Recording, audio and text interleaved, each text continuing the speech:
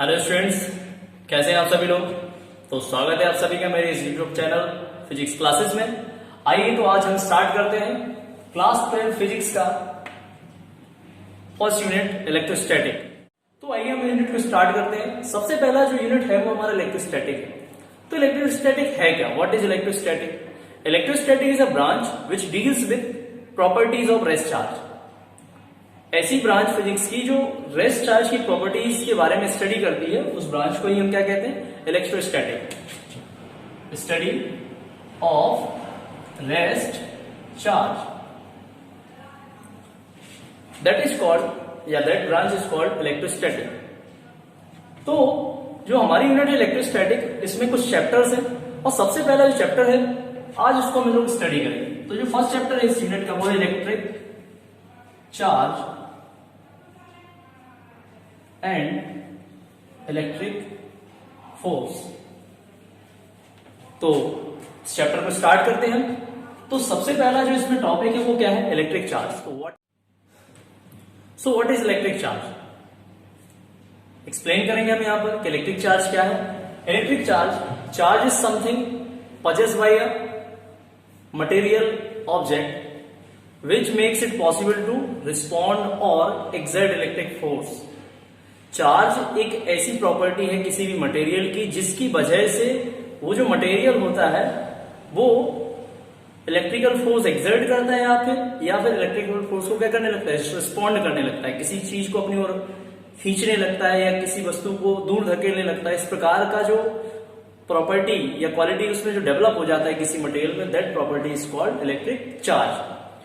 Another एक और definition है यहाँ पर, special quality of electron by which it exert electrical force on another electron. ऐसी एक विशेष प्रॉपर्टी, कोई अलग सी ऐसी प्रॉपर्टी हो जाती है इलेक्ट्रॉन के पास होती है जिसकी वजह से वो जो और इलेक्ट्रॉन्स होते हैं उसके आसपास उन पर क्या करता है? इलेक्ट्रिक फोर्स एक्सर्ट करता है। उसकी इसी स्पेशल प्रॉपर्टी को ही हम क्या कहते हैं? इलेक्ट्रिक चार्ज कहते हैं। So special quality of electron by which it exerts electrical force on another electron, it is called electric charge। अगर हम बात करें चार्जेस के टाइप की तो दो टाइप के चार्ज, एक पॉजिटिव चार्ज और एक negative charge. Positive charge represented by plus sign and negative charge represented by minus sign. Suppose there are two charge, मान लिया हमने कि यहां पर दो चार्जेस हैं, दोनों ही पॉजिटिव चार्ज है, plus Q and plus Q. Then what is the electrical force and what is the nature of electrical force between them?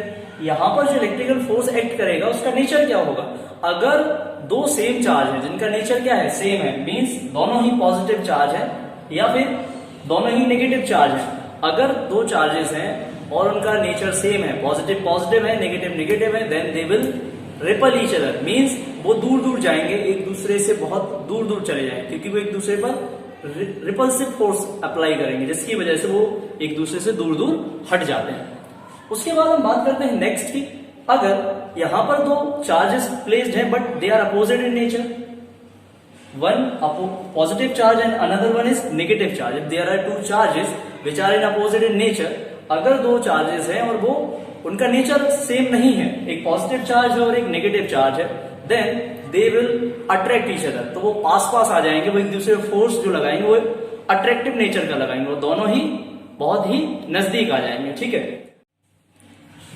तो आइए हम बात करते हैं ओरिजिन ऑफ इलेक्ट्रिक चार्ज की, कि इलेक्ट्रिक चार्ज का ओरिजिन क्या है। सबसे पहले मैं आपको यहां बताऊं कि आप जानते हैं कि कोई भी अगर ऑब्जेक्ट होता है, कोई भी मटेरियल होता है, तो उसका जो सबसे स्मॉलेस्ट यूनिट होता है वो क्या होता है? एटम होता है। एक एटम, और एटम भी जो होता है वो भी उसके दो पार्ट होते हैं, एक होता है न्यूक्लियस और दूसरा इलेक्ट्रॉन। न्यूक्लियस क्या होता है? सेंटर में प्रेजेंट रहता है किसी के एटम में, मान लीजिए सपोज के लिए न्यूक्लियस हो गया, जेडी से रिप्रेजेंट कर रहा है, और इलेक्ट्रॉन जो होता है वो उसके चारों तरफ क्या लगाता रहता है? चक्कर लगाता रहता है। ठीक है, अब जो इलेक्ट्रॉन इस न्यूक्लियस के बीच इलेक्ट्रिक फोर्स वर्क करता है, उसी की वजह से इलेक्ट्रॉन लगातार इसके चारों ओर क्या लगाता रहता है? चक्कर लगाता रहता है, राउंड लगाता रहता है, रेवोल्यूशन करता रहता है। लेकिन यहां पर एक कंडीशन है, इन बैलेंस कंडीशन। अगर हम बैलेंस कंडीशन की बात करें, बैलेंस कंडीशन में क्या होता है कि अगर कोई भी एटम बैलेंस कंडीशन में है, आपको पता हो कि जो टोटल पॉजिटिव चार्ज होता है किसी भी एटम का, वो कहां प्रेजेंट रहता है? न्यूक्लियस में। All positive charge is present, nucleus में जो पूरा पॉजिटिव चार्ज होता है वो क्या रहता है, प्रेजेंट रहता है। तो इलेक्ट्रॉन उसके चारों ओर चक्कर लगाता है। बैलेंस कंडीशन में क्या होता है, नंबर ऑफ इलेक्ट्रॉन्स और number of protons are equal. किसी भी एटम, अगर कोई एटम बैलेंस कंडीशन में है तो उसके जो नंबर ऑफ इलेक्ट्रॉन्स होते हैं और नंबर ऑफ प्रोटॉन्स होते हैं वो क्या रहते हैं, इक्वल रहते हैं। अगर कुछ एक्सटर्नल एनर्जी अगर मिल जाए इलेक्ट्रॉन को, एक्सटर्नल एनर्जी, अगर इलेक्ट्रॉन को कुछ एक्सटर्नल एनर्जी मिलती है और उस एक्सटर्नल एनर्जी को लेके इलेक्ट्रॉन क्या करे, इस एटम से बाहर निकल जाए, तो इस कंडीशन में क्या होगा, number of electrons is not equal to number of protons. और जब ये दोनों बराबर नहीं रहेंगे, इक्वल नहीं रहेंगे, तो इनका जो डिफरेंस होता है, the difference is called electric charge on any material. तो जो डिफरेंस होता है नंबर इलेक्ट्रॉन्स और नंबर ऑफ प्रोटॉन्स में, वही क्या रिप्रेजेंट करता है, चार्ज ऑन एनी एटम। ठीक है, तो एक बार इसको फिर से समझ लेते हैं कि कोई भी अगर मान लीजिए ऑब्जेक्ट होता है, तो ऑब्जेक्ट की जो सबसे स्मॉलेस्ट यूनिट होती है वो क्या होती है, एटम होती है। एटम जो होता है वो दो पार्ट्स में डिवाइड होता है, एक तो न्यूक्लियस और दूसरा इलेक्ट्रॉन। इलेक्ट्रॉन क्या होता है, उस न्यूक्लियस के चारों ओर क्या लगाता रहता है, राउंड लगाता रहता है। न्यूक्लियस क्या होता है, एटम के सेंटर में प्रेजेंट होता है, और इस जो टोटल पॉजिटिव चार्ज होता है वो न्यूक्लियस में ही प्रेजेंट होता है। अगर आपका एटम बैलेंस कंडीशन में हो, ठीक है, बैलेंस कंडीशन में होगा, ठीक है, तो होता क्या है कि जो नंबर ऑफ इलेक्ट्रॉन्स होते हैं और जो नंबर ऑफ प्रोटॉन्स होते हैं वो इक्वल रहते हैं। लेकिन अगर कोई एक्सटर्नल सोर्स से एनर्जी मिल जाए इलेक्ट्रॉन को, तो एक्सटर्नल सोर्स से जब एनर्जी मिलती है इलेक्ट्रॉन्स को, तो वो इलेक्ट्रॉन्स क्या करता है, एटम को छोड़ देता है, जिससे क्या हो जाता है, अब number of protons and number of electrons equal नहीं रहते। और जब इक्वल नहीं रहते तो इनका जो नंबर ऑफ इलेक्ट्रॉन्स और नंबर ऑफ प्रोटॉन्स का जो डिफरेंस है, that is called electric charge of any object और एनी एटम। ठीक है, तो ये था ओरिजिन ऑफ इलेक्ट्रिक चार्ज। अब हम बात करते हैं अपने नेक्स्ट टॉपिक पर, प्रॉपर्टीज ऑफ इलेक्ट्रिक चार्ज। तो आइए हम स्टार्ट करते हैं properties of electric charge. Properties of electric charges क्या है, कुछ बेसिक प्रॉपर्टीज हैं जो बहुत ही इंपॉर्टेंट है हमारे सिलेबस में। वो है, पहली कंजर्वेशन ऑफ चार्ज, दूसरी प्रॉपर्टी इलेक्ट्रिक चार्ज की क्वांटाइजेशन ऑफ इलेक्ट्रिक चार्ज, और थर्ड है एडिटिविटी ऑफ इलेक्ट्रिक चार्ज। तो वन बाय वन हम तीनों को एक्सप्लेन करेंगे। तो सबसे पहला है conservation of charge. Conservation of charge क्या है, conservation of charge, total charge of an isolated system is always remains constant। Conservation of charge जो है वो ये कहता है कि total charge of an isolated system is always remain constant. किसी भी आइसोलेटेड सिस्टम का जो टोटल चार्ज होता है वो हमेशा क्या रहता है, कंजर्व रहता है। Charge neither be created not be destroyed. कहने का मतलब, फॉर एग्जाम्पल अगर हम रख सके, अगर कोई रेडिएटिव डिके होता है, सपोज करिए यूरेनियम का रेडिएटिव डिके हो रहा है, तो U92 238, अगर इसका रेडियोएक्टिव डिके होगा तो ये क्या बनाता है, 90 थोरियम 234 प्लस 2 He4। अगर यूरेनियम का रेडियोएक्टिव डिके होता है तो ये क्या बना, थोरियम बन गया, और एक अल्फा पार्टिकल क्या होता है, एमिट हो गया। तो यहां अगर आप देखें तो जो टोटल चार्ज रहा इस पूरे रेडियोएक्टिव डिके में, वो क्या रहा, कांस्टेंट रहा। चार्ज कहीं से भी डिस्ट्रॉय नहीं हुआ, ना कोई एक्स्ट्रा चार्ज क्रिएट हुआ। तो हम कह सकते हैं कि जो चार्ज होता है किसी भी आइसोलेटेड सिस्टम का, वो हमेशा क्या रहता है, कंजर्व रहता है। ठीक है, इसके बाद हम लोग अपना नेक्स्ट प्रॉपर्टी स्टार्ट करते हैं। Next property, so now we start second property. Second property of electric charge is quantization of charge. What is the mean of quantization of charge? This property shows that charge on any material or object is a integral multiple of basic unit of charge of a electron. इसका मतलब है कि किसी भी material पर जो charge होता है वो किसी भी एक इलेक्ट्रॉन के चार्ज का क्या होता है, n टाइम। सपोज किसी भी मटेरियल का चार्ज हमने क्या मान लिया, Q। देन डेफिनेशन क्या कहती है, डेफिनेशन कहती है charge of any material which is Q is a integral multiple of basic unit of charge of electron. तो what is the charge of electron is E। हमने यहां पर चार्ज ऑफ इलेक्ट्रॉन को क्या मान लिया, स्मॉल e, और it is a integral multiple. Integral multiple मतलब n टाइम्स। तो हम क्या कह सकते हैं कि किसी भी ऑब्जेक्ट का जो चार्ज होता है, मतलब किसी भी ऑब्जेक्ट का चार्ज मैंने मान लिया Q, वो क्या होगा, इलेक्ट्रॉन का जो चार्ज है उसके n टाइम्स होता है। और चार्ज ऑफ इलेक्ट्रॉन क्या होता है, चार्ज ऑफ इलेक्ट्रॉन होता है 1.6 इंटू 10⁻⁻⁹ कूलम। ये फिक्स है, ये बेसिक यूनिट है। किसी भी चार्ज की बेसिक यूनिट को हम क्या कहते हैं, charge of electron is known as basic unit of charge. तो यहां पर जो Q है वो क्या रिप्रेजेंट कर रहा है, total charge of any material, and N is a number of electrons, number of electron present in this material. N represent number of electrons, ठीक है।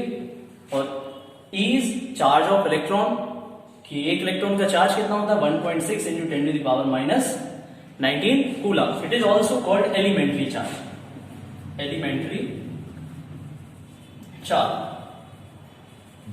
Charge of electron is known as elementary charge, it is the basic unit of charge. अब हम लोग अपनी next property start करते हैं, जो है additivity of charge, additivity nature of charge. So last property is additivity of charge. What is the additivity of charge, additivity of charge क्या होता है, total charge of system is equal to the algebraic sum of all charge present in the system.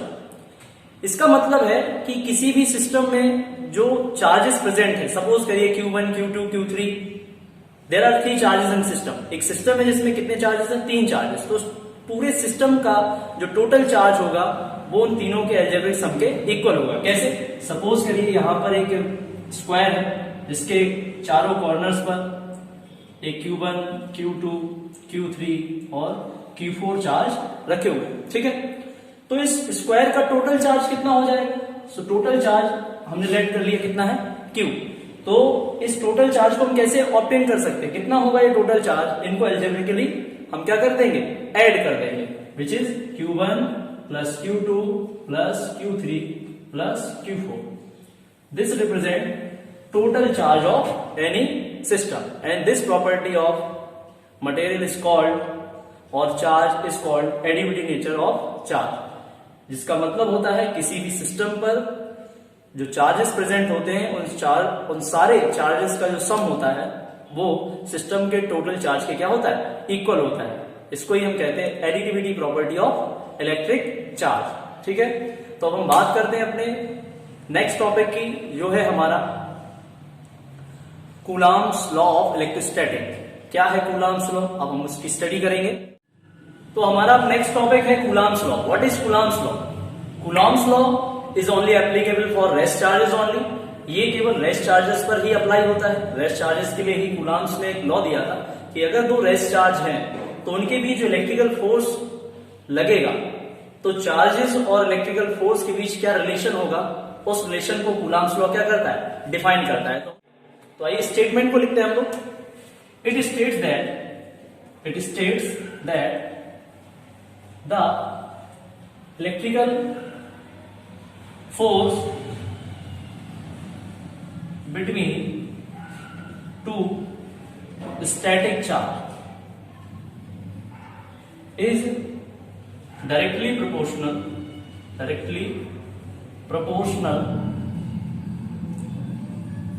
to the product of 2 charge and inversely proportional to the square of distance between them. So what is Coulomb's law? Coulomb's law states that the electrical force between 2 static charge, if there are 2 static charge, then the electrical force between them is directly proportional to the product of their charges and inversely proportional to the square of distance between them. तो इसको हम लोग लिखते हैं mathematically, F is directly proportional to the product of two charges. First charge is Q1, हमने let कर लिया, second charge is Q2, so the product of two charges is Q1 and Q2, so the electrical force between two charges is directly proportional to the product of their charges. Second point, inversely proportional to the square of distance between them. Suppose कर लीजिए कि दो charges हैं और उनके बीच की distance कितनी है R, तो जो इलेक्ट्रिकल फोर्स उनके बीच लगेगा वो उनकी बीच की जो डिस्टेंस है उसके स्क्वायर का क्या होता है, इनवर्सली प्रोपोर्शनल। तो इसको प्रोपोर्शनल साइन को हम हटाएंगे तो एक कांस्टेंट आ जाएगा F equal to K Q1 Q2 upon R square, where K represent 1 upon 4 pi epsilon naught. So we can write 1 upon 4 pi epsilon naught Q1 Q2 upon R square. If medium is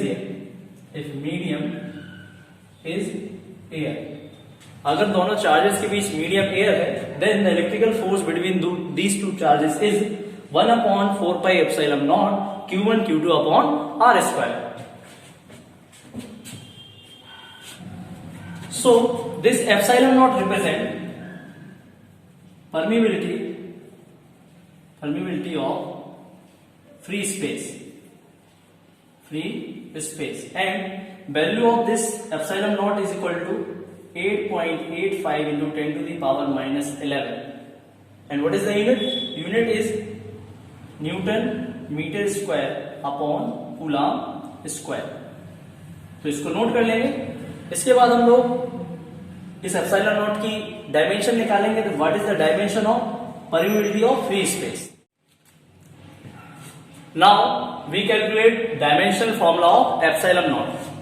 so we know that electrical force between two charges F is equal to 1 upon 4 pi epsilon naught Q1 Q2 upon R square. Unit of force is newton, we all know that. This is a number. 1 upon 4 pi is a number, is a constant. It has no unit. तो क्या बचा? 1 upon epsilon naught. Q1 and Q2 are charges and unit of charge is coulomb, which is represent as C, जिसको हम C से denote कर सकते हैं। तो यहाँ पर प्रोडक्ट उनका तो क्या हो जाएगा, coulomb square. And R is the distance, and distance unit of distance is meter. And यहाँ पे भी स्क्वायर है तो क्या हो जाएगा, मीटर स्क्वायर। तो इसको यहाँ ट्रांसफर कर दीजिए। तो एप्सिलॉन नॉट को अगर हम यहाँ ट्रांसफर करें क्या आ जाएगा, 1 upon newton coulomb square upon metre square. Okay, ये तो हमारी यूनिट हो गई। अब हमको डायमेंशन फॉर्मूला कैलकुलेट करना है।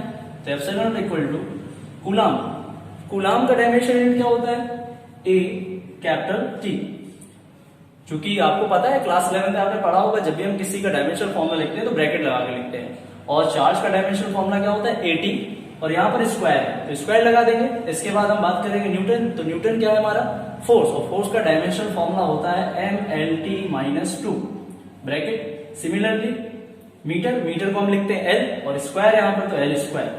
अब इसको सॉल्व कर लीजिए, M ऊपर चला जाएगा -1, और कोई M तो यहाँ पर है नहीं, यहाँ पर एक L है L और L स्क्वायर, तो कितने हो जाएगा, L की पावर 3, और ऊपर जाएगा तो L की पावर -3। यहां पर क्या है, t की पावर -2, ऊपर जाएगा तो +2 हो जाएगा, और यहां पर ऑलरेडी t की पावर 2 प्लस में है तो 2 और 2 कितना हो जाएगा, 4, t की पावर +4, और क्या बचा, 8। तो ये हमारा आ गया dimensional formula of epsilon not, या फिर परमेबिलिटी ऑफ फ्री स्पेस। तो आज के लिए इतना ही। अब हम लोग मिलते हैं अपने नेक्स्ट वीडियो लेक्चर में, जहां पर हम लोग बात करेंगे इसके आगे के टॉपिक्स की। जो बचे हुए टॉपिक्स हैं हमारे इस चैप्टर के, उनको हम लोग क्या करेंगे, कंप्लीट करेंगे। ठीक है, तो वीडियो देखने के लिए सभी को थैंक यू। और एक चीज, अगर आपको वीडियो पसंद आया हो तो चैनल को सब्सक्राइब करना बिल्कुल मत भूलिए। Thank you.